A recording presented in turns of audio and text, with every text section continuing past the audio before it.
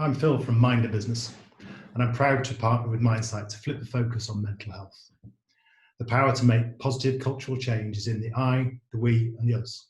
And it's important to me because despite running a very successful business, I've been very happy in my family life. I've seen many people I love suffer, and I've suffered myself with mental health issues. And awareness weeks are great to raise the profile and grab me into attention, but we don't think they're enough. So every Monday, 52 different businesses who care about making positive change will tell their story or share insights about how they look after themselves and their staff to make positive conversations the normal way to start every week of the year. They will then pass the baton on to the next business.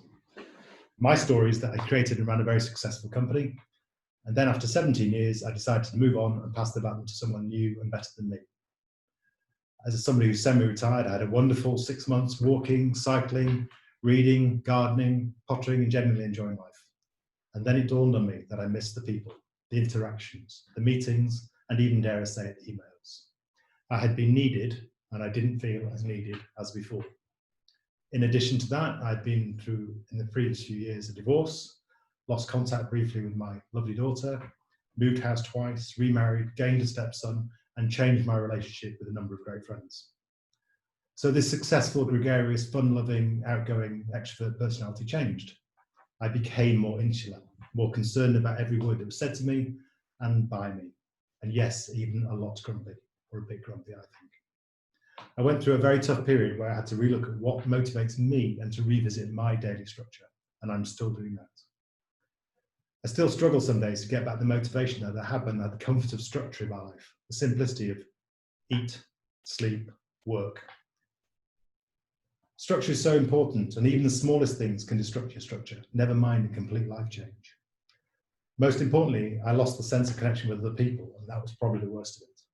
You think no one is talking to you, so you don't send a message or pick up the phone.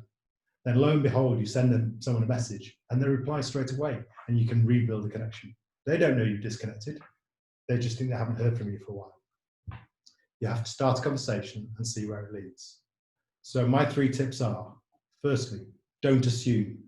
Even outgoing bubbly personalities face mental health issues. They may just try to hide it a bit more. So are you assuming that someone you care for is okay? Secondly, ask. When you get a bit grumpy yourself, you need to look behind the grumpiness and ask yourself what is really going on. And if someone in your team is not themselves, then they're probably not being the proverbial pain in the ass. They may not be feeling themselves, and they may need someone to talk to. And thirdly, plan. When you find major changes taking place, or you know it's going to take place, you need to make a plan.